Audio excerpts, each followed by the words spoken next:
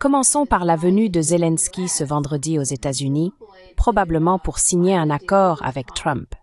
Je veux dire, nous savions qu'il finirait par le signer. D'après ce que j'ai lu, je comprends que les États-Unis vont offrir une sorte de garantie de sécurité vague. Qu'en pensez-vous?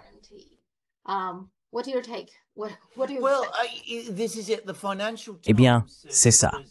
Le Financial Times dit qu'il n'y a aucune garantie de sécurité contenue dans le document.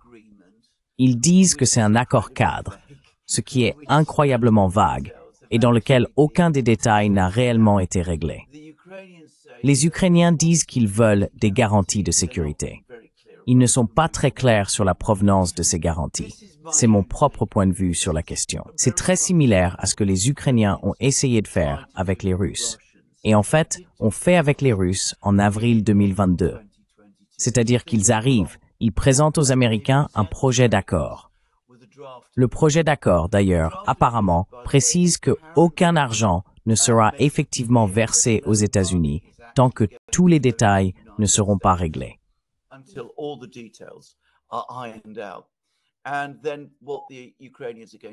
Et puis ce que les Ukrainiens vont essayer de faire, c'est d'impliquer les Américains dans une longue discussion qui dure des mois et des mois, des semaines, peu importe, et essayer d'obtenir des Américains qu'ils acceptent des garanties de sécurité. C'est donc mon meilleur avis sur la question jusqu'à présent. Nous n'avons pas encore vu le document. Il n'est même pas absolument certain que Zelensky se rende effectivement à Washington vendredi. Je veux dire, le rapport du Financial Times, qui a révélé tout cela, disait qu'il viendrait dans les prochaines semaines. Mais ensuite, Trump dit qu'il vient vendredi. Eh bien, nous devrons juste attendre et voir ce que cela donne. Mais à mon avis, tout cela est fantaisiste. Je veux dire, les États-Unis ne vont pas obtenir d'argent. Et quoi que disent les Américains, ils ne vont pas fournir de véritables garanties de sécurité. Je pense que c'est juste chaque camp qui essaie de tromper l'autre, en fait.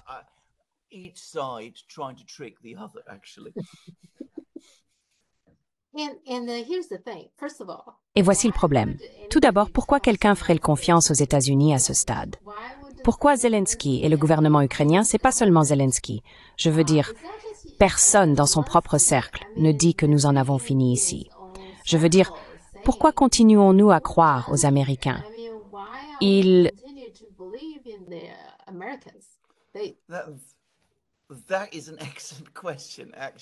C'est en fait une excellente question. Je veux dire, ça n'a aucun sens.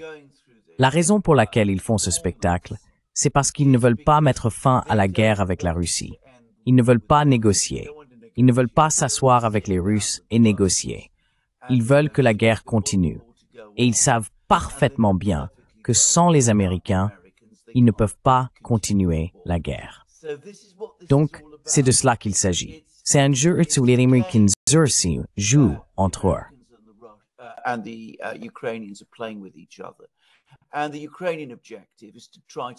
Et l'objectif ukrainien est d'essayer de faire en sorte que les Américains s'engagent à nouveau dans une forme de défense de l'Ukraine pour nous ramener à la position qu'ils avaient avec les gens de Biden. C'est donc vraiment de cela qu'il s'agit. Mais vous avez tout à fait raison. Je veux dire, logiquement, ils ne devraient pas faire confiance aux Américains. Et il est important de dire que bien que le Parlement ukrainien soit apparemment censé ratifier cet accord, il n'y a aucune chance que le Sénat le fasse. Donc voilà. Apparemment, les gens de Trump ne proposent même pas de le soumettre au Sénat.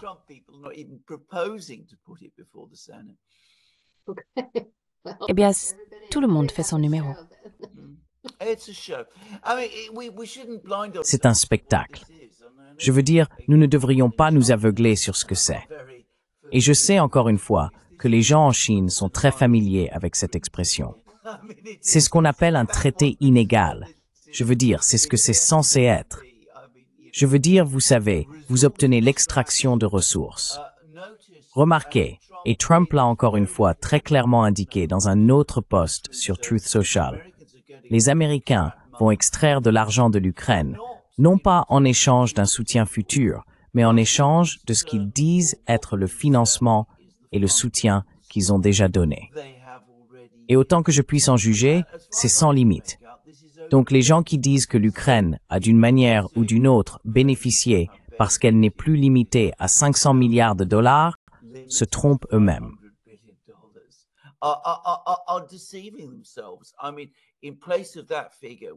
Je veux dire, à la place de ce chiffre, qui est certes monstrueux et absolument énorme, que l'Ukraine ne pourrait jamais payer, nous allons maintenant avoir un paiement sans limite. Ainsi, l'Ukraine sera en permanence liée aux États-Unis, abandonnant la moitié de leurs revenus provenant des minéraux qu'ils sont censés avoir, mais qu'ils n'ont probablement pas, aux Américains. Et cela sera là indéfiniment. Donc c'est un très mauvais accord. Ce n'est peut-être du Perkshoe.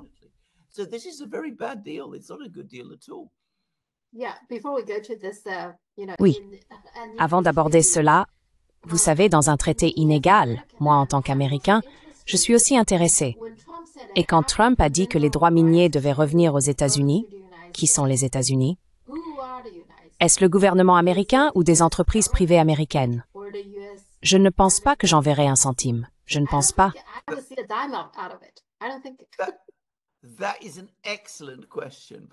C'est une excellente question d'ailleurs. C'est une très très bonne question. Je veux dire, il est censé y avoir une sorte de fonds créé et l'argent ira dans ce fonds, puis il sera divisé également entre les deux. Mais qui sont les deux? Je ne sais pas. Je ne pense pas que quiconque le sache encore. Je veux dire, cette chose a été mise en place à une vitesse fulgurante et je ne pense pas que quoi que ce soit ici ait été réglé. Vous avez absolument raison. Je veux dire, si les entreprises privées américaines veulent aller en Ukraine, elles pourraient signer des licences pour développer les richesses minérales de l'Ukraine. Qu'est-ce qui les en empêche? Les Ukrainiens seraient probablement d'accord avec cela. Mais logiquement, cet accord, on pourrait penser, signifierait que l'argent irait aux États-Unis eux-mêmes. Mais comment cela va-t-il fonctionner exactement? Je veux dire, personne ne l'a expliqué. Personne n'a même examiné cela.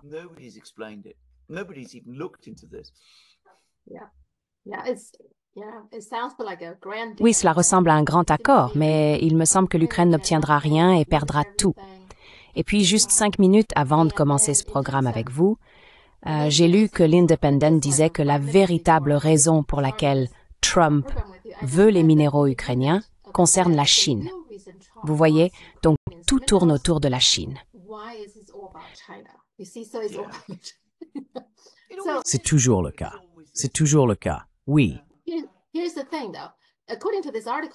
Voici le problème, cependant. Selon cet article, ils disent que depuis que la Chine a interdit certains minéraux, comme le gallium et le germanium, Trump veut maintenant le gallium et le germanium d'Ukraine. Mais d'après ce que je comprends, et j'ai une compréhension très limitée de cela, c'est que depuis que la Chine a pris le contrôle de ces minéraux rares, il y a beaucoup de pays qui prétendent avoir ces ressources. Je pense que le Vietnam a dit cela, la Mongolie a dit cela, et bien sûr l'Ukraine aussi. Le problème n'est même pas les États-Unis. Certaines parties des États-Unis ont des minéraux rares. Donc le problème pour moi n'est pas les minéraux eux-mêmes à l'état naturel, mais c'est la fusion, le traitement. C'est là que la Chine a l'avantage, n'est-ce pas?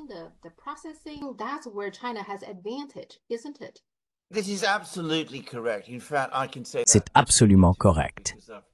En fait, je peux le dire de manière définitive parce que j'en ai discuté avec les personnes concernées. Ces soi-disant terres rares ne sont pas rares. On les trouve dans de nombreux endroits, y compris aux États-Unis.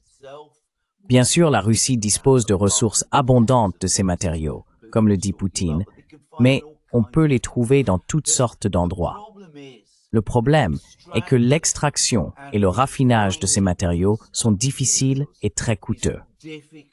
Maintenant, la Chine, qui fait de la planification industrielle, ce que les États-Unis ne font pas, a mis en place un programme remontant aux années 90 pour réellement le faire.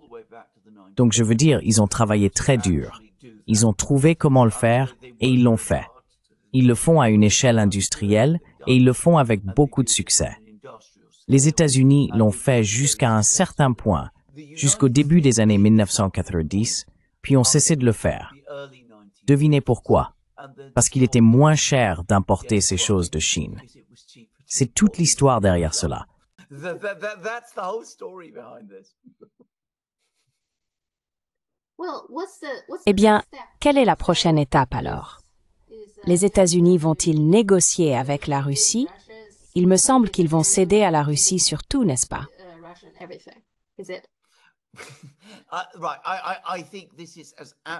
D'accord. Je pense que c'est une chose absolument fantastique, tout comme cette affaire avec l'Ukraine. Je veux dire, évidemment, les Russes ont d'immenses ressources de ces choses. Poutine vient d'avoir une longue réunion à Moscou où il a parlé de l'importance pour la Russie, en tant que pays souverain, d'assurer sa sécurité souveraine en développant son propre traitement de ces matériaux. Donc, ce que font les Russes, c'est qu'ils savent que les Ukrainiens proposent ces offres alléchantes à Trump. Et ils disent à Trump, eh bien, écoutez, pourquoi perdez-vous votre temps avec ces perdants? Nous avons bien plus que les Ukrainiens. Je veux dire, si vous vouliez vraiment être sérieux à ce sujet, vous devriez nous parler, pas à eux. Nous pouvons le faire bien mieux.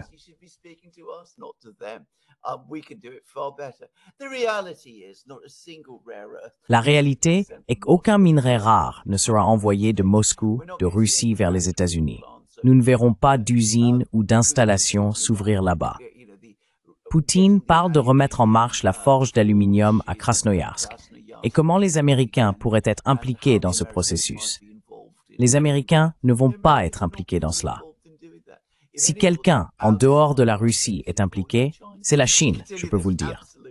Absolument. Cela ne va pas se produire parce que chaque fois qu'il y a eu des tentatives d'établir une relation commerciale appropriée entre la Russie et les États-Unis, la politique s'est toujours mise en travers. C'est ainsi que cela a toujours été. Et c'est ainsi que cela sera toujours. Et les Russes le savent.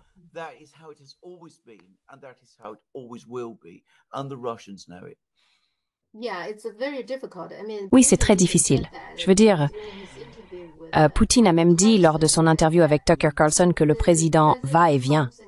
Mais ensuite, vous savez, les choses ne se font pas. Peut-être que des choses ont été promises puis dépromises, vous savez, et revendiquées puis dérevendiquées.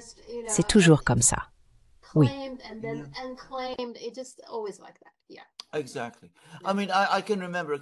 Exactement. Je veux dire, je me souviens qu'il y a environ 10 ans, Exxon a conclu un gros accord avec les Russes pour développer le pétrole dans l'Arctique. Il y a eu beaucoup de surprises à l'époque, car on s'attendait à ce que les Russes attribuent le contrat à une entreprise chinoise. Mais ils ont choisi Exxon, qui avait effectivement plus d'expérience dans ce genre de choses. Eh bien, en l'espace de quelques années, tout l'accord s'est effondré à cause de toutes les sanctions et tout cela. Ce que j'ai entendu dire, c'est qu'il n'y a aucun désir de la part des entreprises américaines de retourner en Russie à l'heure actuelle, car elles considèrent que toute la situation là-bas est trop instable. Je veux dire, toute la relation commerciale est trop instable. Les Russes le savent.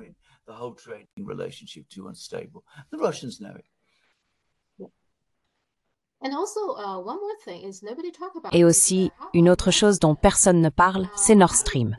Si j'étais russe, je mettrais cela dans la négociation également, car il me semble que la Russie a maintenant l'avantage puisque ce sont les États-Unis qui veulent que le conflit se termine. La Russie va bien, la Russie se débrouille bien sur le front. Alors, qu'en est-il de Nord Stream?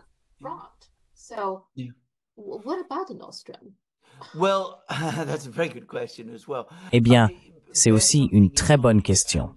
Je veux dire, gardez quelque chose à l'esprit. Je me souviens que Poutine avait une discussion à ce sujet avec Olaf Scholz dès le début du conflit. Il a dit, écoutez, si vous fermez Nord Stream, et c'était avant qu'il ne soit détruit, si vous le fermez, nous avons tout ce gaz. Il ne peut pas simplement rester, vous savez, à tourner en rond. Ce que nous allons faire, c'est utiliser une partie de ce gaz pour notre propre chauffage domestique et d'autres parties seront exportées vers la Chine, en fait. Donc, si vous arrêtez cela, si vous stoppez cela, alors avec le temps, la capacité de reprendre ce commerce, de faire circuler à nouveau ce gaz par pipeline, ne va pas augmenter. Cela ne va tout simplement pas se produire.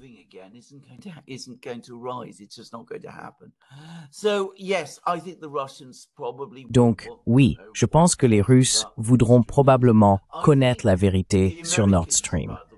Je pense que les Américains, d'ailleurs, devraient aussi vouloir savoir.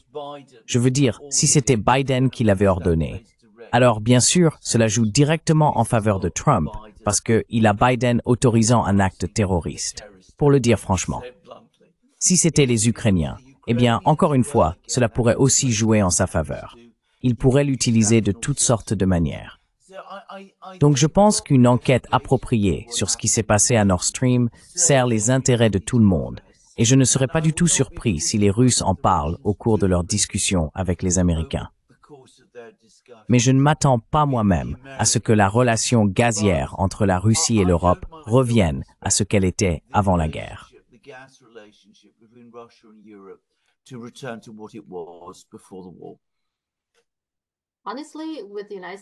Honnêtement, avec les États-Unis, il est même tout à fait possible que ce soit Biden qui l'ait ordonné. Mais il est possible que les États-Unis blâment les Norvégiens ou les Danois et leur rejettent la faute. Il pourrait même être possible de leur demander de payer quelque chose à la Russie. Je ne serais pas surpris, honnêtement. Non, je ne serais pas du tout surpris. Et je soupçonne que les Britanniques y ont probablement aussi joué un rôle. Je suis presque sûr que les autorités à Londres connaissent toute l'histoire et ont probablement été informées à l'avance.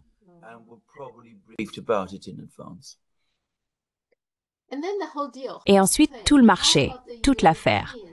Qu'en est-il des Européens? Que vont faire les Européens? Je veux dire, jusqu'à présent, ils n'ont rien, n'est-ce pas? Et que vont-ils faire à l'avenir?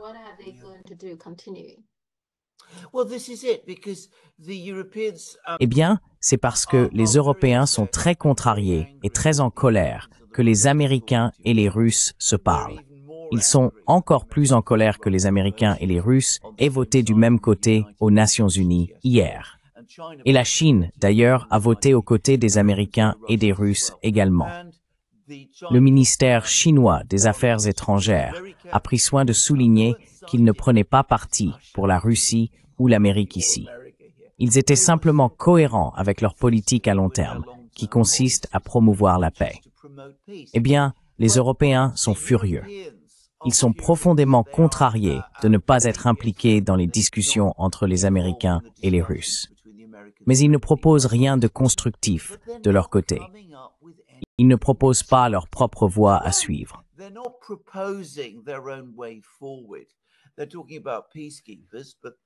Ils parlent de forces de maintien de la paix, mais les Russes ont déjà dit qu'ils n'accepteraient pas de forces de maintien de la paix de la part de la Grande-Bretagne et de la France.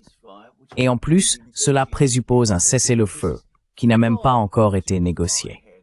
Donc, c'est bien trop en avance par rapport à notre situation actuelle. Ils ne montrent aucun plan concret sur ce qu'ils veulent faire. Ils ne proposent aucune idée sur la façon dont la guerre se terminerait.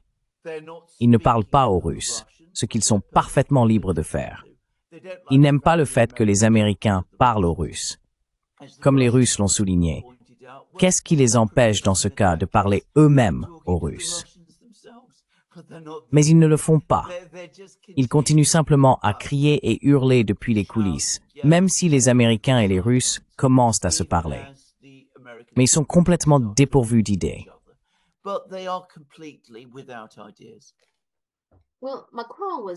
Eh bien, Macron était récemment à la Maison-Blanche et il me semble qu'il veut conserver cet actif russe de 300 milliards. Il ne veut pas le rendre à la Russie, n'est-ce pas, ou le débloquer. Est-ce que veulent les Européens?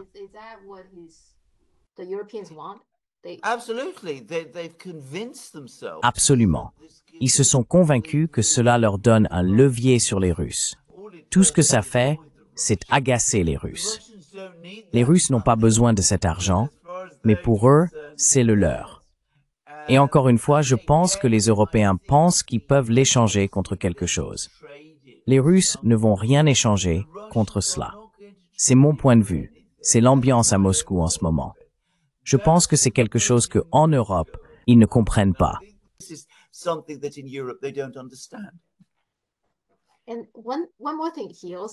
Et une autre chose qu'il a dite et qui a beaucoup attiré l'attention en Chine, c'est que la priorité de Washington est d'imposer un tarif à la Chine. Comme c'est pathétique, non? Donc il dit que vous ne devriez pas nous imposer de tarifs, mais vous concentrez sur la Chine. Et la Chine était comme, je veux dire, il y avait beaucoup de gens qui riaient sur les réseaux sociaux. Quel est votre avis là-dessus? Well, this is the same Macron who a year ago. Eh bien, c'est le même Macron qui, il y a un an, se rendait à Pékin, ayant ces merveilleuses réunions avec Xi Jinping, disant à quel point la Chine était un endroit merveilleux, à quel point Xi Jinping était un leader formidable, et comment nous devrions développer cette grande relation avec la Chine. You're absolutely right. It is Et maintenant, il se retourne devant Trump et raconte une histoire complètement différente. Vous avez tout à fait raison. C'est absolument pathétique. La France a travaillé très dur pendant de nombreuses années pour développer une bonne relation avec la Chine. Et ici, nous voyons que son propre président, eh bien, il jette tout cela par la fenêtre pour essayer de flatter Trump afin d'obtenir que Trump se réengage en Ukraine. Trump to recommit to Ukraine. I mean, that's what it's all about. I mean, Je veux dire, c'est de cela qu'il s'agit. C'est absurde, en fait. Ce n'est pas de la diplomatie. Ce ne sont pas des gens sérieux. Il y a un article dans le Daily Telegraph qui disait que c'est de la tromperie, ce qui est exactement le cas. Ils essaient de tromper Trump pour qu'il fasse certaines choses en lui disant ce qu'il veut entendre, sans prêter attention à ce que pensent les Chinois.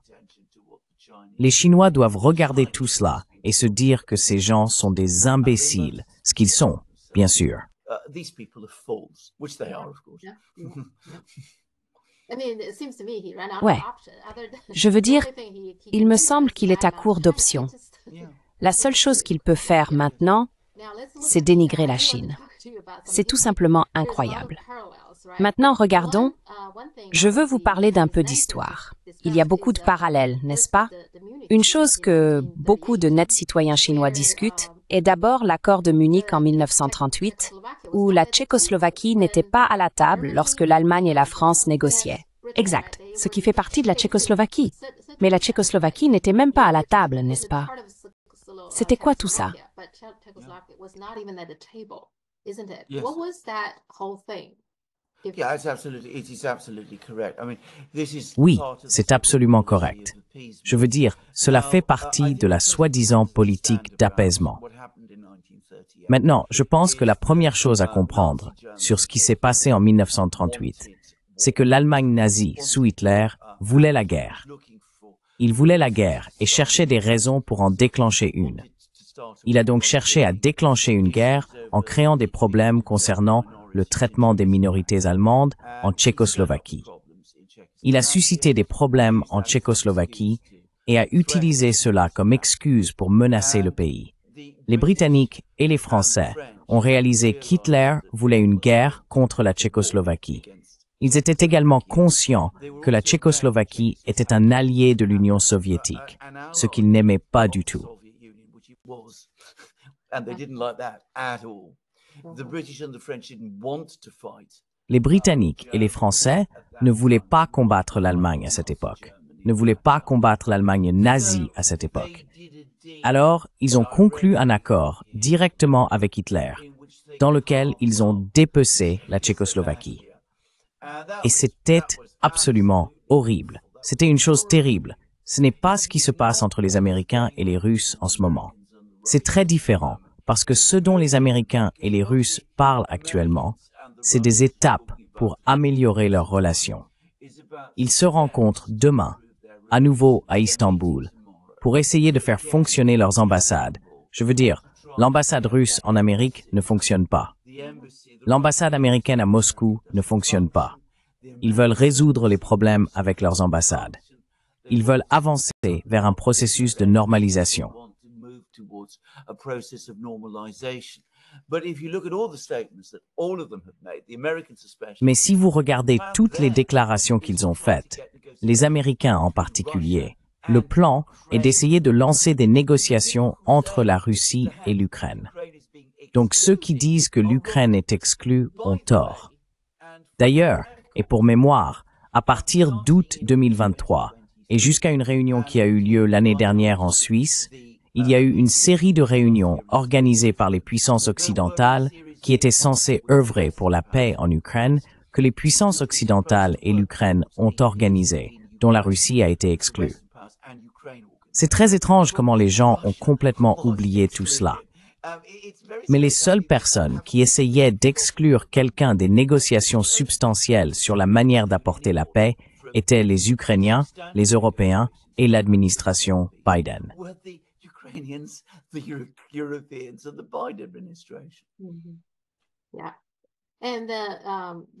Oui, et il y a plus de discussions en Chine sur la conférence de paix de Paris, où le traité de Versailles a été signé, parce que c'est bien sûr après la Première Guerre mondiale, quand ils décidaient comment punir l'Allemagne. Mais dans le processus, ils n'ont pas vraiment rendu à la Chine ce que l'Allemagne lui avait pris. Ils l'ont donné au Japon, vous savez, la province du Shandong, ce qui, comme vous le savez, a totalement irrité la Chine, toute cette affaire, n'est-ce pas? Alors, quel est votre commentaire à ce sujet?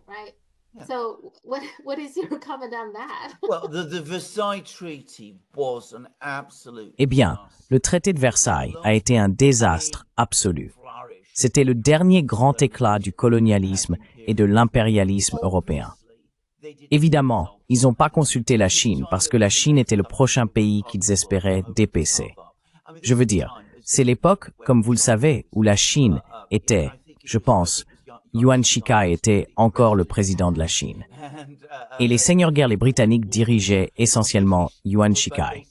Ils avaient Shanghai. Ils l'ont divisé en concessions qui étaient là. Les Britanniques avaient Hong Kong. Donc ils se donnaient juste des morceaux de la Chine parce qu'ils ne prenaient pas le peuple chinois au sérieux.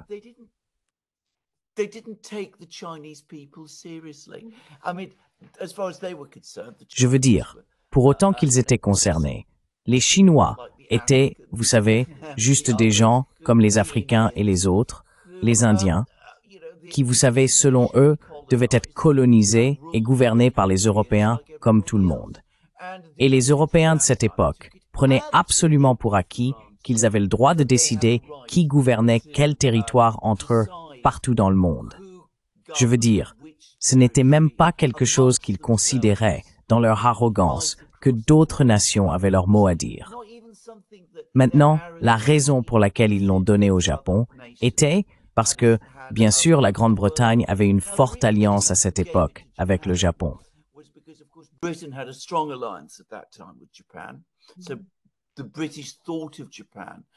Les Britanniques considéraient le Japon non seulement comme un allié, mais presque comme une sorte d'extension de l'Empire britannique.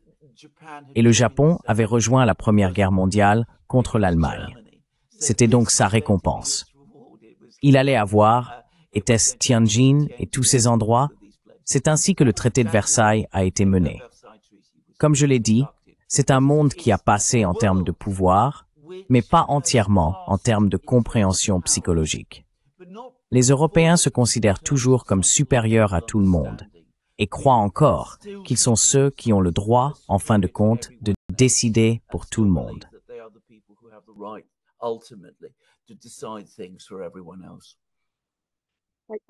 Je pense que c'est probablement sous Duan Shihui, mais c'est, vous savez, Yuan Shikai, Duan Shihui, le même groupe de personnes.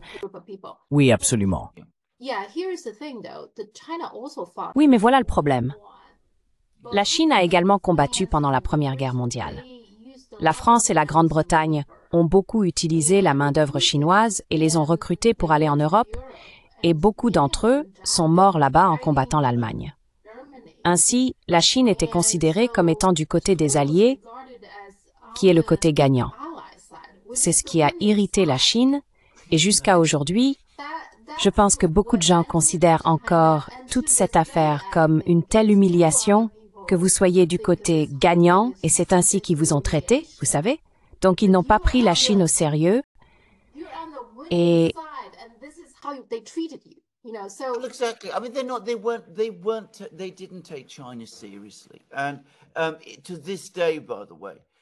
À ce jour, d'ailleurs, les Occidentaux ignorent le fait que la Chine combattait pendant la Première Guerre mondiale. Ils ne connaissent pas non plus le rôle de la Chine dans la Seconde Guerre mondiale. Je veux dire, en ce qui les concerne, comme je l'ai dit, la Chine à cette époque était une semi-colonie. Et c'est tout ce qu'elle était. Incroyable. And that is all it was.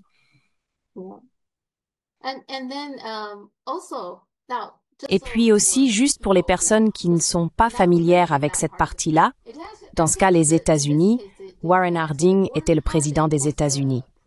C'est lui qui plus tard, c'est lui qui a organisé cette conférence navale de Washington, n'est-ce pas? Et lors de cette conférence, je pense qu'il a médié pour finalement rendre la province du Shandong à la Chine, n'est-ce pas? C'est vrai. Donc ici, vous savez, il faut rendre à César ce qui appartient à César. Les gens devraient probablement être justes. Les États-Unis, à cette époque, jouaient un meilleur rôle, disons-le ainsi.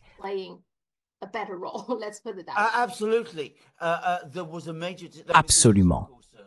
Il y a eu un grand, c'est bien sûr une période antérieure de l'histoire américaine. À ce moment-là, les Américains traversaient encore la période de transition depuis l'époque où ils étaient, vous savez, une république confinée à l'Amérique du Nord. Puis, dans les années 1890, ils ont commencé à s'étendre au-delà de l'Amérique du Nord.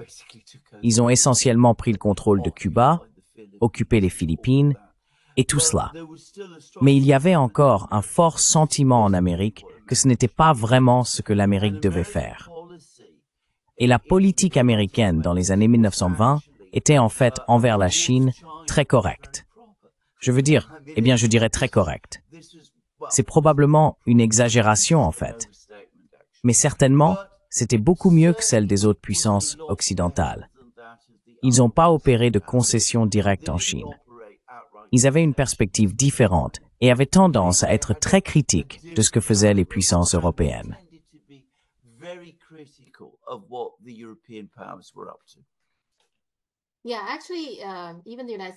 Oui, en fait, même les États-Unis, Woodrow Wilson, je pense, au début voulait rendre le Shandong à la Chine, mais ensuite il a changé de ton.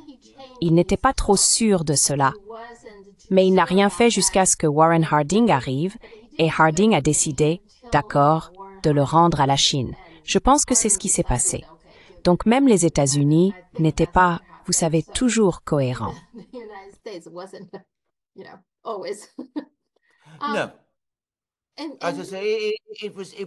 Non, comme je l'ai dit, cela changeait.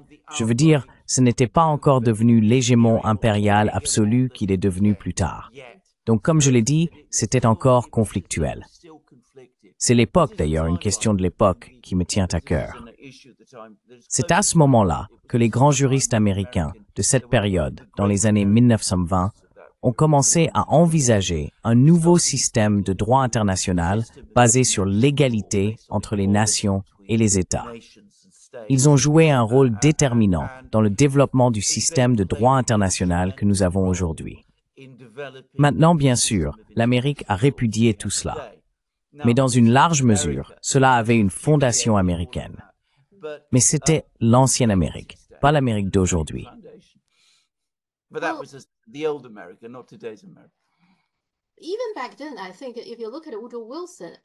Même à l'époque, si vous regardez Woodrow Wilson, sa politique était également très conflictuelle. À mon avis, c'est lui qui a établi la Réserve fédérale, que nous savons être un collectif de banques privées. Bien qu'il croyait en une sorte d'égalité socialiste, il essayait de créer la Société des Nations qui est un précurseur des Nations Unies. Donc on dirait qu'il aimait cette idée d'égalité. Mais il donnait aussi les droits financiers des États-Unis à un groupe de banquiers privés. Donc vous voyez, pour moi, il y a un conflit. Cela se contredit.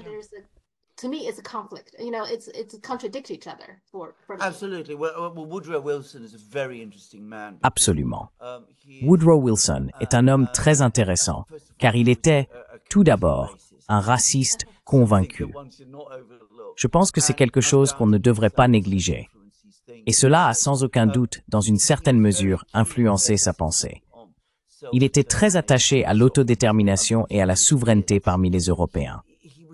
Il n'a jamais ressenti la même chose pour les personnes qui n'étaient pas européennes, parce qu'au fond, il pensait qu'elles étaient inférieures.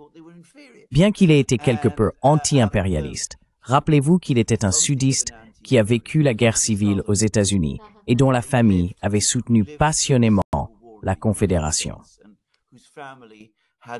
passionately supported the Confederacy. So Woodrow Wilson wanted. Donc, Woodrow Wilson ne voulait pas que les grands pays puissants dominent les plus petits, parce qu'il avait vécu cela. Mais en même temps, il avait toujours une sorte de vision paternaliste et raciste des choses, et il était absolument quelqu'un qui n'avait pas de problèmes fondamentaux avec l'oligarchie des affaires non plus. Maintenant, c'est une figure très complexe, et son administration l'est aussi. Il a laissé beaucoup de choses inachevées, et il avait beaucoup d'idées intéressantes et bonnes qui n'ont jamais vraiment été réalisées à cause de qui il était.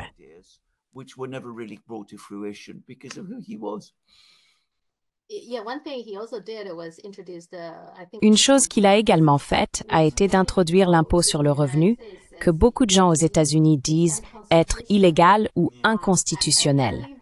Je laisse cela aux spécialistes du droit constitutionnel, mais il y a des gens qui pensent que c'est inconstitutionnel. Fait intéressant, Trump a affirmé qu'il voulait examiner s'il pouvait se débarrasser d'un impôt fédéral ou quelque chose de ce genre, nous verrons. Mais il y a un argument à faire valoir que l'ensemble de l'impôt fédéral sur le revenu est probablement problématique. Je penserai comme vous. Je laisserai cela aux avocats constitutionnels, dont je ne fais pas partie d'ailleurs. Mais je sais que cet argument est souvent avancé. Alors qui sait?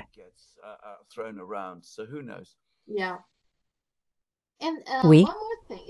Et une autre chose est que beaucoup de gens croient que sans le traité de Versailles, la Chine n'aurait peut-être jamais été un pays communiste. Que pensez-vous de cette théorie? Voici pourquoi je pense que les gens y croient. L'une des raisons est, vous savez, le mouvement du 4 mai, n'est-ce pas? Oui, absolument. Oui, le mouvement du 4 mai est entièrement, je pense, organique. Il a commencé avec des étudiants, puis tout le pays s'est impliqué parce qu'ils étaient tellement en colère contre ce traité. Sous cette énorme pression, le gouvernement chinois a refusé de le signer. Dans ce mouvement, bon nombre des dirigeants du Parti communiste chinois ont commencé leur carrière. Donc je pense que cela en fait partie. Aussi, l'autre chose est qu'ils ont tellement irrité la Chine, même si, vous savez, c'est les Britanniques qui ont commencé la guerre de l'opium. Mais c'était beaucoup plus récent, comme le traité de Versailles en 1919. Exact. Donc à cette époque, les gens étaient tellement en colère qu'ils n'ont jamais vraiment pardonné aux puissances européennes pour cela, en particulier à la Grande-Bretagne. Et donc, quand les Soviétiques sont arrivés, les Soviétiques ne faisaient pas partie de cela. Et c'est pourquoi ils se sentaient émotionnellement plus proches des Soviétiques.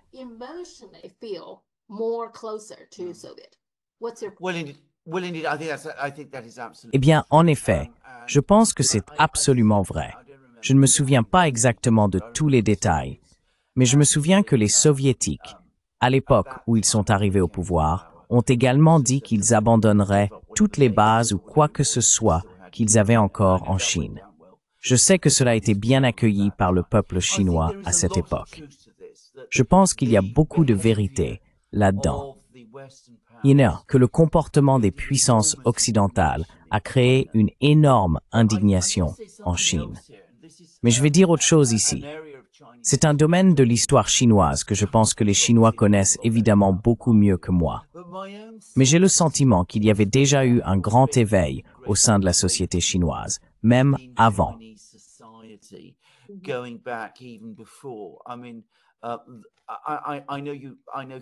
Je veux dire, je sais que son nom est prononcé différemment en chinois, mais Sun Yat-sen était déjà devenu une figure extrêmement importante dans la vie politique chinoise. Il avait dirigé la révolution républicaine de 1911.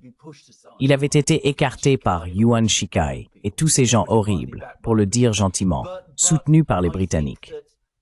Mais je pense qu'il y avait, dans toute la Chine, déjà une montée de patriotisme et un désir de rendre la Chine indépendante et libre à nouveau, et de tracer sa nouvelle voie. Et je pense que cela se serait développé de toute façon. C'est juste qu'au milieu de tout cela, même alors que le peuple chinois s'éveillait, soudainement, le traité de Versailles survient. Et le peuple chinois, comme je le dis, au milieu de son éveil, se voit dire, vous savez, vous êtes juste des gens que nous pouvons répartir et sur des morceaux de votre territoire et faire toutes ces choses.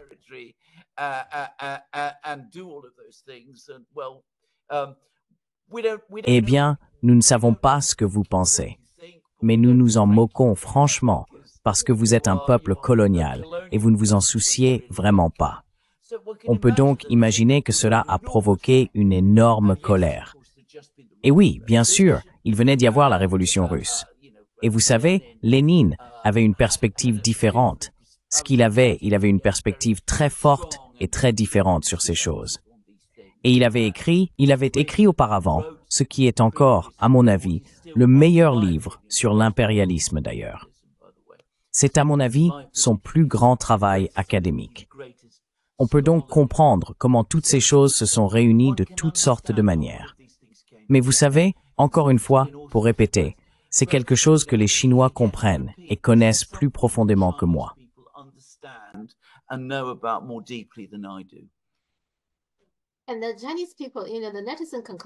Et le peuple chinois, vous savez, la conclusion des internautes est qu'il faut simplement être fort. Si vous êtes faible, vous serez malmené de cette manière. Vous savez, c'est vrai en Chine. À la conférence de paix de Paris, la Chine n'était même pas physiquement à la table, pas vraiment en train de négocier à la table. Pas vraiment. La Chine était au menu. C'était vrai à l'époque, mais c'est aujourd'hui. L'Ukraine est tout simplement un pays fort et est malmené. Les choses n'ont pas beaucoup changé, n'est-ce pas? Non. Et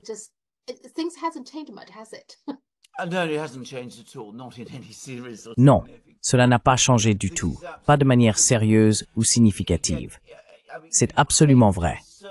Mais, bien sûr, encore une fois, l'Ukraine, dans une certaine mesure, s'est prêtée à cela en acceptant de devenir un proxy pour les puissances occidentales dans le conflit contre la Russie. Et cela a été un désastre pour l'Ukraine, comme elle aurait dû s'en rendre compte.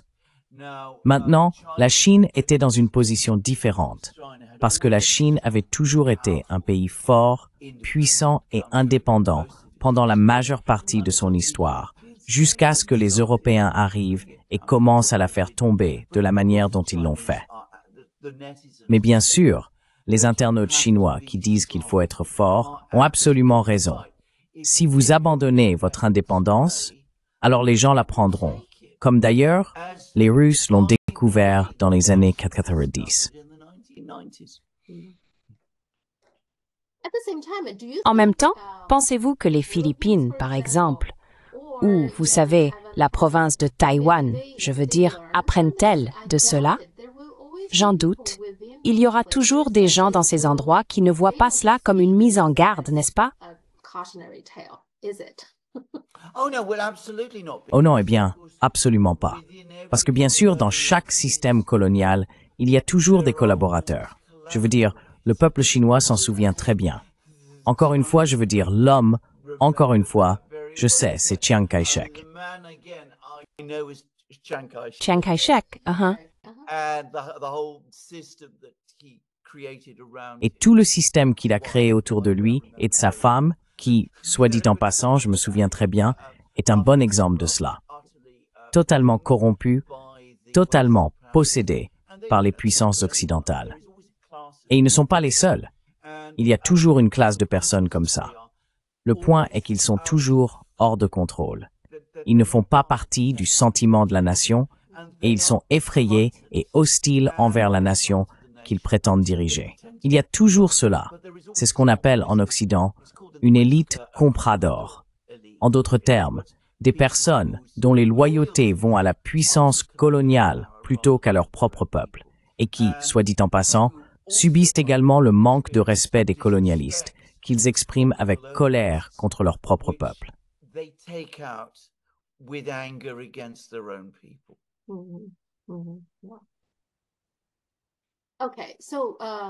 D'accord. Donc, Poutine et Xi Jinping ont eu un appel téléphonique. D'après le compte-rendu, on n'en apprend pas beaucoup, mais j'ai l'impression qu'il informe simplement Xi Jinping des dernières activités entre la Russie et les États-Unis, n'est-ce pas?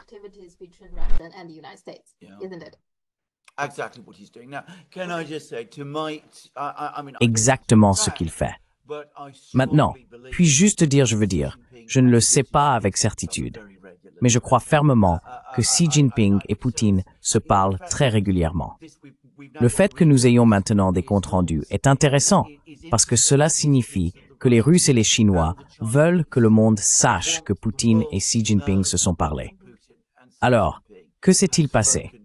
Le compte rendu russe à ce sujet est absolument clair. Poutine a informé Xi Jinping de sa conversation avec Donald Trump et des discussions qui ont lieu avec les Américains. Et c'est absolument ce qu'il faut faire, car pour les Russes, comme ils l'ont clairement indiqué, la relation avec la Chine reste centrale. Je veux dire, elle reste primordiale. Quoi qu'il arrive avec les Américains, la relation avec la Chine reste plus importante. The relationship with China remains more important. Pour ceux qui croient qu'une seule réunion suffirait à faire tourner la Russie contre la Chine, je pense qu'il faut se rappeler que la relation de la Russie avec l'Occident, y compris les États-Unis, est mauvaise depuis un certain temps. Ce n'est pas seulement la guerre en Ukraine, n'est-ce pas? Il y a eu de nombreuses années de problèmes.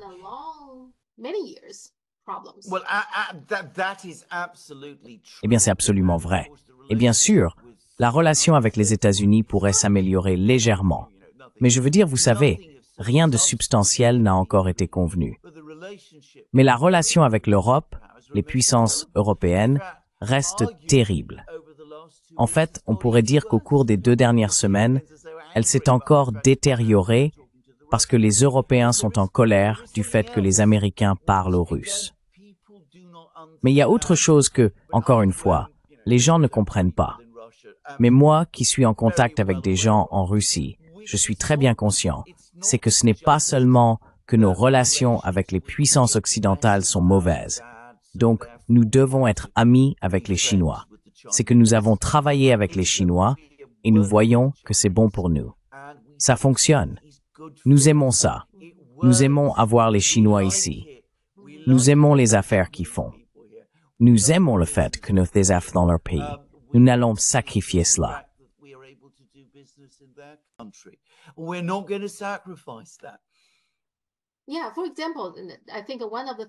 Oui, par exemple, je pense que l'une des choses que j'ai lues est que Poutine permet aux entreprises occidentales de revenir en Russie. Je veux dire, toutes ces entreprises occidentales et tous les étrangers venant en Russie auraient normalement des collaborateurs commerciaux locaux. Et pour les locaux, je veux dire, ce n'est tout simplement pas durable. OK, un jour vous venez, vous voulez travailler avec moi, et puis le lendemain vous partez. Et maintenant vous revenez. Je pense tout simplement pas que ce soit très durable, même ces types de relations commerciales.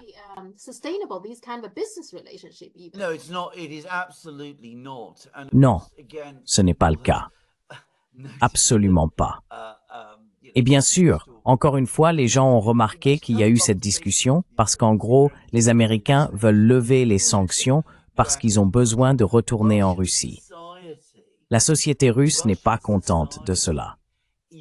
Maintenant, c'est un fait qui, encore une fois, n'est pas largement rapporté. Mais il y a maintenant toutes sortes d'entreprises qui se sont développées en Russie, qui ont pris la place des entreprises occidentales. Et ils disent, vous savez, nous ne voulons pas des Américains et des Européens de retour. Nous ne voulons pas de ces gens horribles en concurrence avec ces nouvelles entreprises que nous construisons. Et en fait, il y a eu toute une série de déclarations de hauts responsables, y compris des responsables des ministères de l'économie et de l'industrie. Je crois que Poutine lui-même, bien que je ne l'ai pas réellement vu,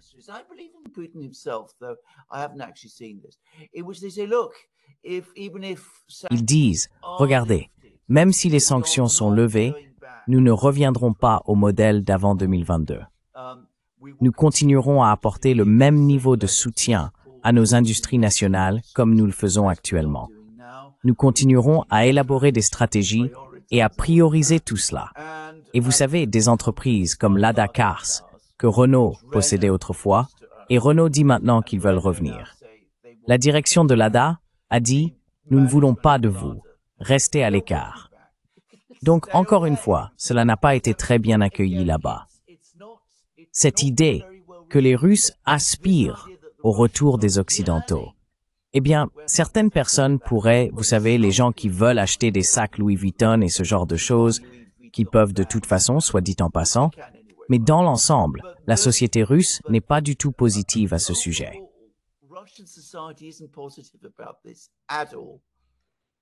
Eh bien, les Occidentaux ne comprennent toujours pas. Ils pensent encore qu'ils peuvent faire les choses quand ils le veulent et comme ils le veulent, en traitant les gens de manière si injuste, si inégale, irrespectueuse.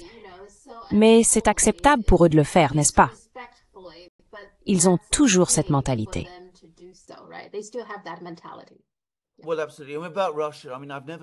Eh bien, absolument. À propos de la Russie, je veux dire, je n'ai jamais oublié cela. J'ai assisté à une conférence du grand historien britannique A.J.P. Taylor, qui était, soit dit en passant, quelque peu russophile. Et il a dit qu'en ce qui concerne la Russie, l'Occident veut traiter la Russie comme un robinet qu'il peut ouvrir et fermer à sa guise. Et c'est exactement ça.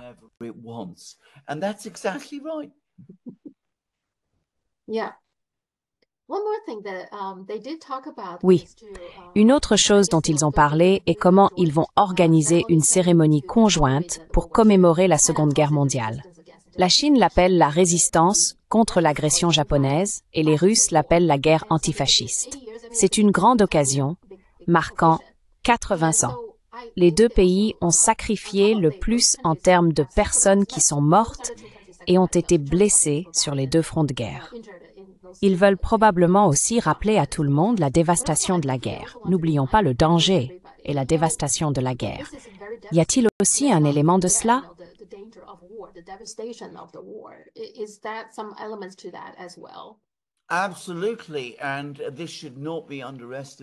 Absolument. Et cela ne doit pas être sous-estimé du tout. Je veux dire, les célébrations et les commémorations à Moscou vont être énormes le 9 mai, et Xi Jinping est attendu. D'ailleurs, Lula du Brésil va être là, et Donald Trump ne vient pas, malgré ce que les gens pensent. Le fait que Poutine va se rendre en Chine pour assister aux commémorations en Chine a été très largement rapporté en Russie et est pris extrêmement au sérieux là-bas. Maintenant, vous savez, les Russes sont très concentrés sur leur propre guerre, mais vous trouverez plus de connaissances dans la société russe sur la guerre de la Chine, bien plus que vous n'en trouverez en Occident.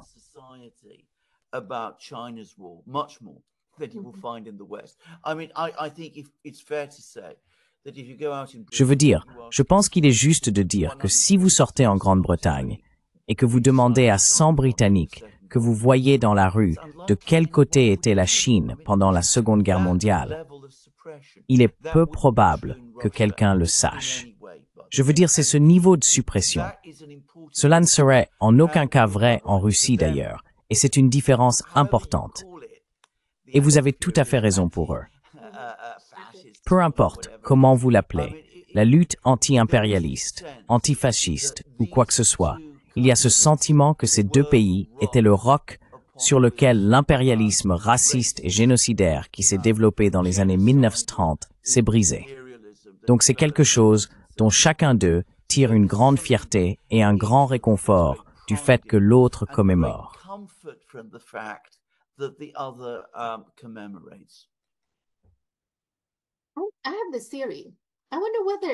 J'ai cette théorie. Je me demande si la Seconde Guerre mondiale fait partie de la raison pour laquelle les Européens détestent la Russie. Vous voyez, la Grande-Bretagne et la France étaient puissantes, n'est-ce pas? Elles avaient leurs empires, elles ont colonisé partout dans le monde. Mais ensuite, elles ont échoué à protéger leur propre patrie. Elles ont dû compter sur les Soviétiques pour les sauver. Je pense que cela doit être embarrassant. Vous ne pensez pas?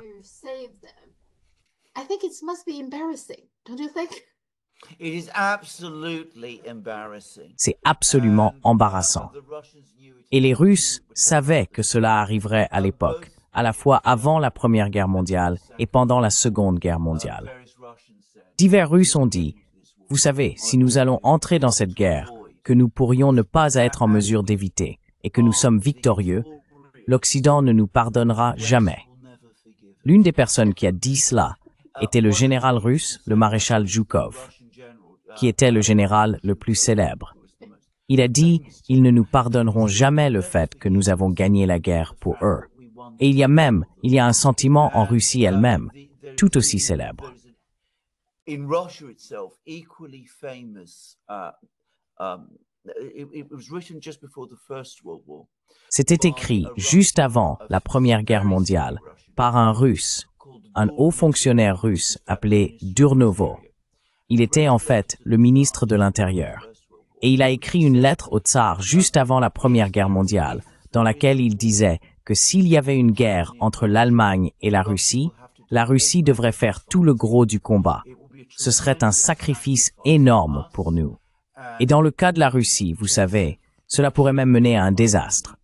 Mais si nous gagnons, les Britanniques ne nous pardonneront pas, et ils se retourneront contre nous dès que les Allemands auront perdu. Voilà donc, vous avez tout à fait raison.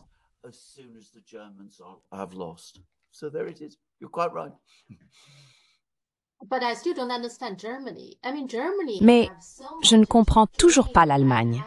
Je veux dire, l'Allemagne a tellement à gagner en ayant une bonne relation avec la Russie.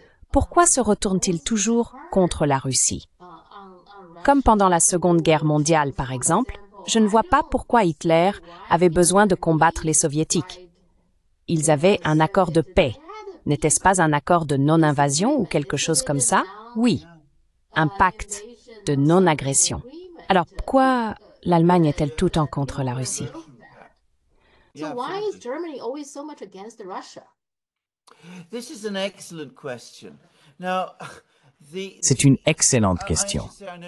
Maintenant, je devrais dire que je connais très bien l'Allemagne. Je veux dire, j'y suis allé très très souvent. Et il y a toujours cette tension au sein de la société allemande, en particulier entre le nord-est protestant et le sud-ouest catholique. Maintenant, le nord-est protestant, l'ancienne Prusse, est généralement assez ouvert à de bonnes relations avec la Russie. Et si vous regardez les récentes élections en Allemagne, vous voyez que c'est là que l'AfD, qui veut une réconciliation avec la Russie, est la plus forte. Le sud-ouest catholique est très très hostile à la Russie. Il la voit comme inférieure, il la voit comme barbare, il la voit comme un endroit qui a beaucoup de ressources, que l'Allemagne devrait avoir. En gros, c'est aussi simple que cela.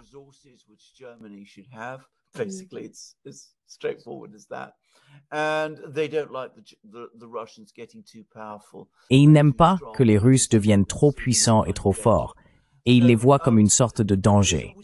Il y a donc toujours eu cette tension en Allemagne. Parfois, lorsque les Nord-Estiens exercent un certain niveau de contrôle, comme avec Willy Brandt, qui était le chancelier dans les années 60, et a lancé l'Ostpolitik, il était de Berlin, qui est dans le Nord-Est, alors vous commencez à voir des mouvements vers un rapprochement avec la Russie. Mais quand ce sont des politiciens de l'Ouest, ils deviennent beaucoup plus hostiles à cela. Dans le cas de la dernière crise, je dois dire que j'ai été choqué par l'ampleur avec laquelle l'Allemagne s'est retournée contre la Russie. Je n'étais pas du tout préparé à cela.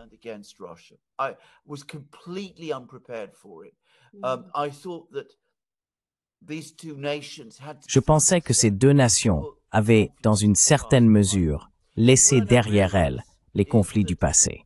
Mais ce que je réalise maintenant, c'est que dans cette relation de travail apparente qui existait, il y avait cette colère bouillonnante en Allemagne, parce que la Russie ne faisait pas ce que l'Allemagne voulait. Au lieu d'être simplement, vous savez, le fournisseur de gaz et de ressources minérales de l'Allemagne et toutes ces choses-là, la Russie commençait à jouer à nouveau un rôle non seulement en tant que puissance mondiale, mais aussi en tant que puissance européenne. Et cela était considéré comme extrêmement menaçant. Maintenant, vous avez posé des questions sur Hitler. Rappelez-vous, Hitler venait du sud-ouest catholique.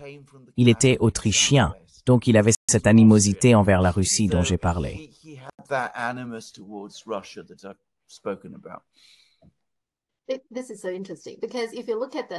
C'est très intéressant parce que si vous regardez les pays environnants, autour de la Chine, c'est très similaire. Si vous regardez la Corée, vous savez, la Corée du Nord est plus proche de la Chine, alors que la Corée du Sud, pas tellement.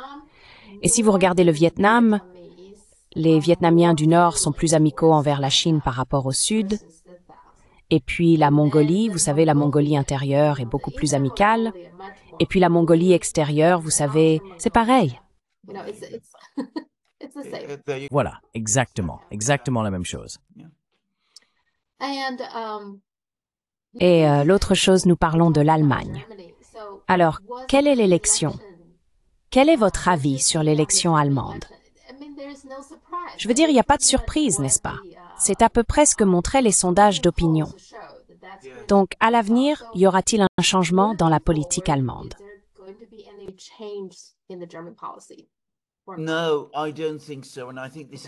Non, je ne pense pas. Et je trouve ça incroyablement triste en fait, parce que, comme je le dis, je connais assez bien l'Allemagne. La famille de ma femme, du côté de sa mère, est allemande. Je voyage très souvent en Allemagne, et je peux voir un pays qui décline. Et il décline parce que, évidemment, il s'est brouillé avec la Russie, il s'est impliqué dans des guerres, comme la guerre en Ukraine. Mais il se querelle aussi avec la Chine, qui était son plus grand partenaire commercial. Je veux dire, encore une fois, il est très difficile d'expliquer aux étrangers à quel point le commerce avec la Chine était devenu important pour l'Allemagne. Je veux dire, les gens pensent aux usines automobiles, par exemple. Vous savez, le fait que l'Allemagne exportait des voitures vers la Chine. Cela n'en était en fait qu'une partie.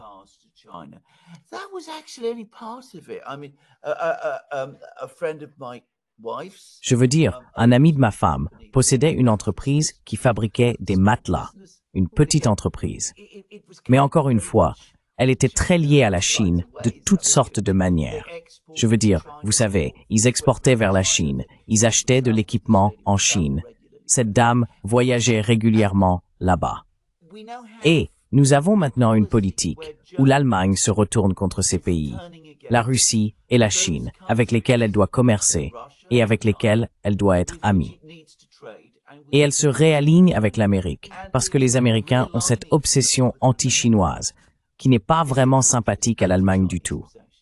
Et elle menace d'imposer des sanctions, ou plutôt des tarifs.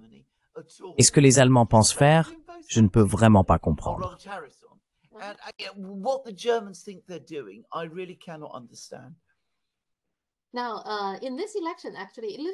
Dans cette élection, en fait, ce qui est un peu inhabituel, c'est qu'ils ont ouvertement, je veux dire, les États-Unis ont ouvertement soutenu l'AfD, n'est-ce pas? Vance, n'a-t-il pas rencontré Alice Weidel au lieu de rencontrer Scholz? C'est exact. Et aussi Elon Musk a clairement exprimé son soutien à l'AfD, n'est-ce pas? Alors pourquoi les États-Unis sont-ils autant si ouvertement? Je veux dire, les États-Unis s'impliquent toujours dans les affaires des autres. Ce n'est pas surprenant. Mais pourquoi cette fois soutiennent-ils si ouvertement l'AfD?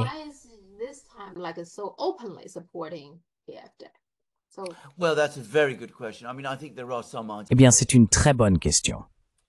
Je veux dire, je pense qu'il y a certains recoupements idéologiques. Je veux dire, on ne devrait pas pousser cela trop loin, mais il y a aussi certains recoupements idéologiques.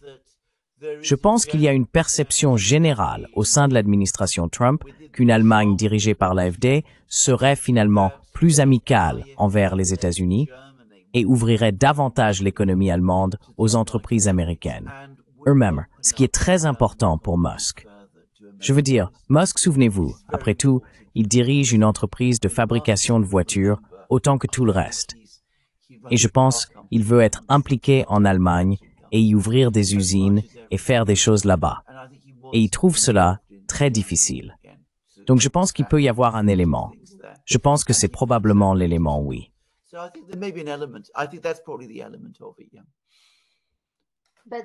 Mais cela n'a pas fonctionné. Je veux dire, l'AfD a réussi par beefandes på turborskak för mig för Malaysia. Non? D'accord. Non. Je veux dire, cela a mieux réussi que beaucoup de gens ne l'avaient prévu, mais pas suffisamment pour pouvoir former un gouvernement. Nous allons avoir un gouvernement en Allemagne très similaire à celui que nous venons d'avoir. Je veux dire, l'ancien parti au pouvoir, le SPD, va faire partie de la nouvelle coalition gouvernementale.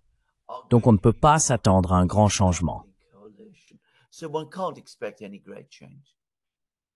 Eh bien, mon seul espoir est, s'il vous plaît, plus d'Annalena Baerbock, s'il vous plaît.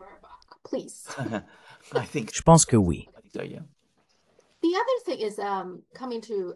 L'autre chose en venant en Asie, l'Australie a récemment eu un différend avec la Chine, que je ne comprends pas du tout. D'accord, donc la plainte de l'Australie est que la Chine a envoyé des navires supposément proches des eaux australiennes, même si ce sont des eaux internationales. Mais c'était la réponse de la Chine à la provocation de l'Australie. Ils ont envoyé un avion de patrouille maritime en mer de Chine méridionale très proche de la Chine. Pourquoi font-ils ce genre de choses provocatrices? Je pensais que, lorsque Albanese est arrivé au pouvoir, il essayait d'améliorer la relation entre les deux. Alors, que se passe-t-il ici? Et c'est sous Trump. Ce n'est pas Biden, c'est Trump. Je dois dire, Trump doit le savoir, ou le gouvernement américain doit soutenir cela. Oh, of course, but Trump is as anti-Chinese. Oh, bien sûr, mais Trump est aussi anti-chinois, ou du moins son administration l'est, tout comme celle de Biden. Je veux dire, il y a des nuances et des différences, et je pense qu'il s'entendra mieux avec Xi Jinping, et il y aura, vous savez, des politesses, et ils pourraient même réussir à faire des affaires ensemble. Mais les attitudes américaines envers la Chine n'ont pas changé. Ils restent aussi obsédés par la Chine que jamais. En fait, comme je l'ai dit précédemment, tout maintenant en Amérique se rapporte à être centré autour de la Chine. Et ils veulent toujours que leurs alliés dans le Pacifique soient aussi anti-chinois que possible. To be as anti-Chinese as possible. So America has huge influence in L'Amérique a donc une énorme influence en Australie, et cela fonctionne bien. L'influence qu'elle a, et elle veut que les Australiens agissent de manière très provocante. Et bien sûr, l'attitude australienne est, vous savez, ne nous faites pas ce que nous vous faisons. C'est bien que nos navires se déplacent autour de vos eaux aussi près que possible de vos ports. Mais en aucun cas, vous ne devez nous faire cela. Je veux dire, nous sommes les gentils. Vous êtes les méchants.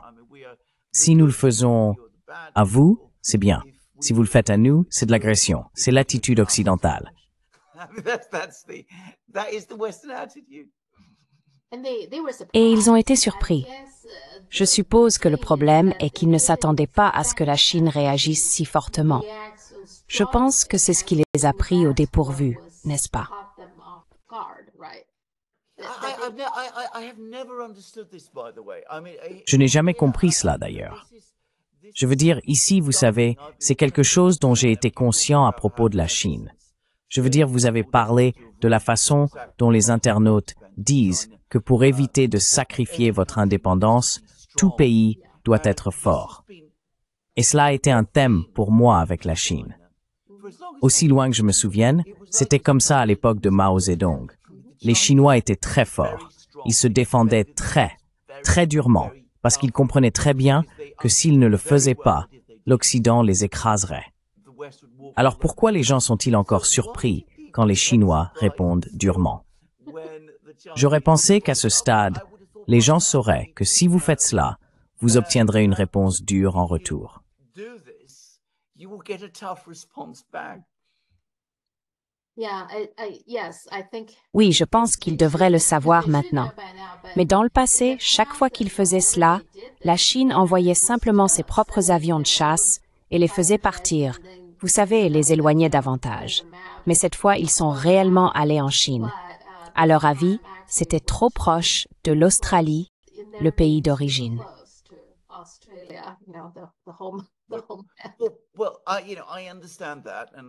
Eh bien, je comprends cela. Et peut-être vaut-il mieux que cela ne se soit pas produit. Mais dans ce cas, pourquoi se rapprocher autant de la Chine? Pourquoi supposer que les Chinois ne réagiront pas à ce que vous faites? Pourquoi supposer que si vous sanctionnez la Chine ne vous sanctionnera pas en retour? Je me souviens d'il y a quelques années lorsque les Chinois ont imposé des sanctions à certains journalistes et députés britanniques qui avaient dit des choses horribles sur la Chine et soutenu des personnes horribles en Chine. Mais c'est une autre histoire. Quoi qu'il en soit, je me souviens quand cela s'est produit, de l'indignation, de l'horreur et de la fureur que cela a provoqué. Et bien sûr, les Britanniques sont très heureux de sanctionner des gens partout. Mais, vous savez, l'idée que ça puisse leur être fait, c'était juste, c'est la supériorité, notre sentiment de supériorité, notre arrogance, tout cela.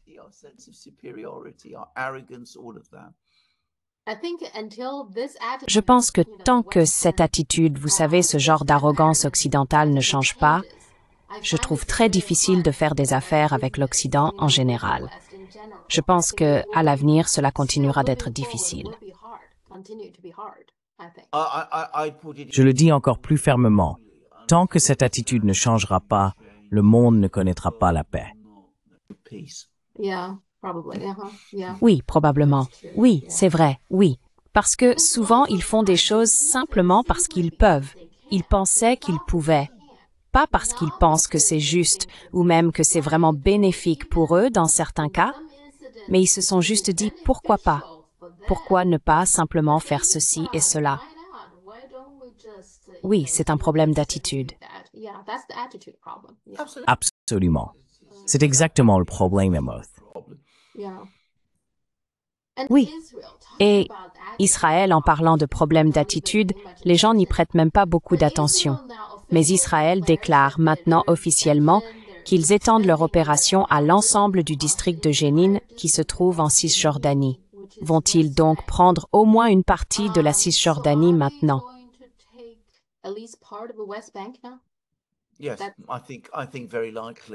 Oui, je pense que c'est très probable.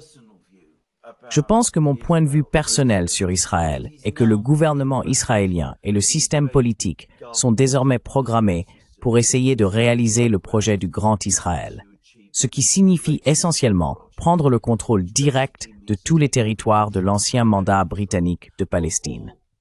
En d'autres termes, ne laisser aucune place aux Palestiniens.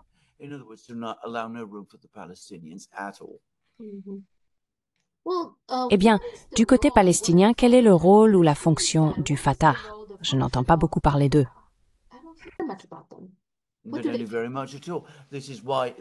Pas du tout. C'est la principale raison pour laquelle le Hamas est devenu si fort à Gaza, car la plupart des Palestiniens de Gaza estimaient que le Fatah ne protégeait pas les droits palestiniens. La même chose finira par se produire en Cisjordanie également. Je veux dire, vous verrez une radicalisation commencer à s'y installer alors que les gens résistent au Fatah et à la tentative des Israéliens d'étendre leur contrôle en Cisjordanie également.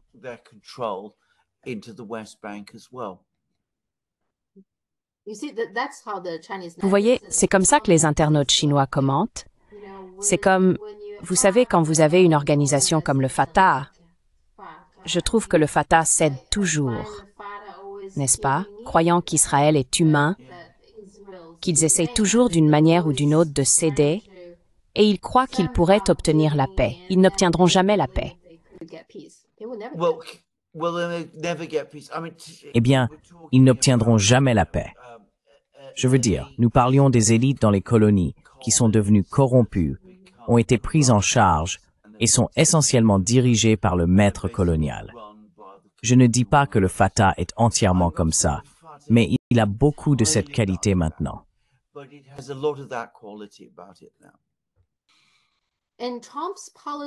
Et la politique de Trump, c'est quoi? Pas de politique là-bas. Laisser simplement Netanyahou faire ce qu'il veut? Parce que clairement, son idée de nettoyer en, vous savez, déplaçant tous les Palestiniens là-bas ne va pas fonctionner, n'est-ce pas? Et donc Israël continue simplement de faire ce qu'il veut. Il n'a absolument aucune politique, sauf qu'il veut que l'Arabie saoudite et Israël normalisent leurs relations, ce que les Saoudiens ont dit qu'ils n'accepteraient pas. Pourquoi il pense qu'une normalisation des relations entre l'Arabie saoudite et Israël va changer quoi que ce soit? Je n'en ai absolument aucune idée. Non, d'accord. Donc, nous allons, je veux dire, c'est très triste, mais nous continuerons à voir Israël prendre plus de territoire et tuer plus de gens. Oui. Mais qu'en est-il des pays arabes? Donc, si l'objectif d'Israël est de créer ce grand Israël, ce que tout le monde peut voir, que vont-ils faire? Vont-ils laisser Israël faire cela? ou vont-ils réagir d'une manière ou d'une autre?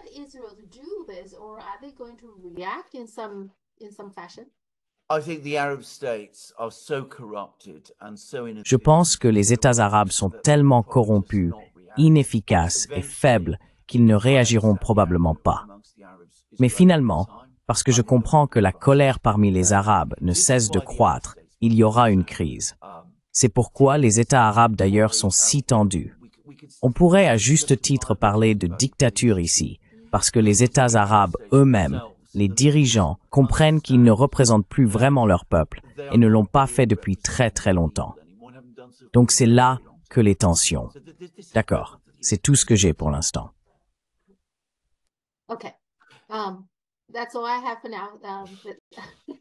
Parlons-en à nouveau mercredi prochain. Eh bien, en effet, nous aurons beaucoup à voir.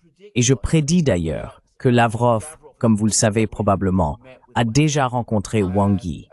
Et il y a eu cet appel téléphonique entre Xi Jinping et Poutine. Je pense que nous allons voir beaucoup plus de contacts sino-russes dans les prochaines semaines parce que les Russes voudront très certainement s'assurer que les Chinois savent exactement ce qui se passe. Et je dois dire ceci, le fait que Poutine, apparemment c'était Poutine qui a décidé de passer l'appel et qu'il ait pris la peine d'informer Xi Jinping et d'obtenir que les Chinois disent qu'ils soutiennent les démarches vers la normalisation entre l'Amérique et la Russie est très très important pour les Russes. Comme je l'ai dit, ce n'est pas une relation, celle avec la Chine, qui veulent compromettre de quelque manière que ce soit. Donc je pense que nous allons voir pas mal de choses à ce sujet.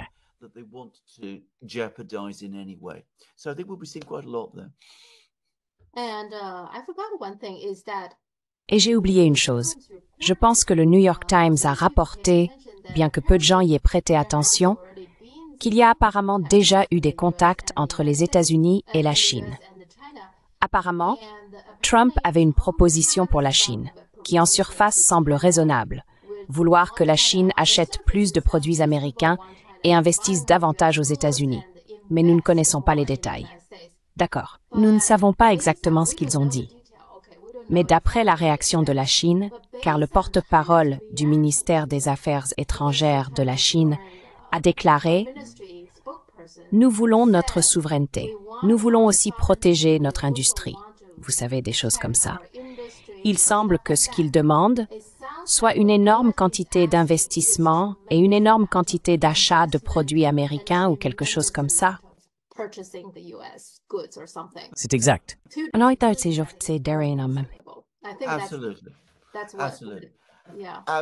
Absolument. Absolument. Absolument. Je veux dire, ce que Trump veut essentiellement, c'est que les Chinois achètent une part, ce qu'ils ne vont pas faire.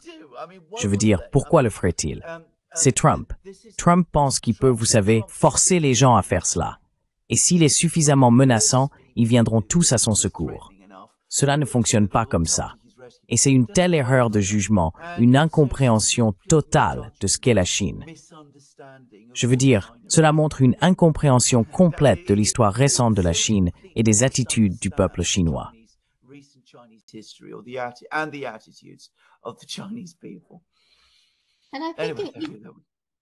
Et je pense que sa négociation avec la Russie n'est pas aussi facile qu'il le pensait. Même Zelensky résiste, du moins jusqu'à présent, à signer tout ce qu'on lui demande de signer. Donc, sur le front de la politique étrangère, je ne pense pas qu'il avance très facilement.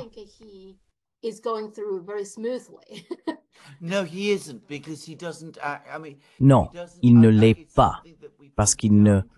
C'est quelque chose que nous avons souligné dans des programmes précédents. Il aborde les négociations comme un agent immobilier, et la diplomatie est tout à fait différente. Je veux dire, la diplomatie nécessite de la patience, un travail acharné, une attention aux détails, trouver où se situent les points d'accord et essayer de s'appuyer sur eux au fil du temps et établir la confiance. Trump ne fonctionne pas comme ça. Il arrive en fanfare. Il pense qu'il peut intimider et harceler les gens et qu'ils viendront ensuite vers lui. Et bien sûr, c'est pas le cas, car ce n'est pas ainsi que fonctionne la diplomatie. Ce n'est certainement pas comme ça que ça fonctionne avec la Chine. Rappelez-vous ce que j'ai dit auparavant. Et c'est, vous savez, ma première règle de la diplomatie. Ne tentez pas de bluffer la Chine, car votre bluff est toujours appelé. Because your bluff is always called. Il me semble que son seul succès est avec les Européens. Il a mis les Européens en panique. C'est vrai, c'est vrai. Ce qui n'est pas une mauvaise chose d'ailleurs. D'accord? Très bien, on se parle mercredi prochain. Merci beaucoup. Absolutely. Absolument. À bientôt. Au revoir. Au revoir.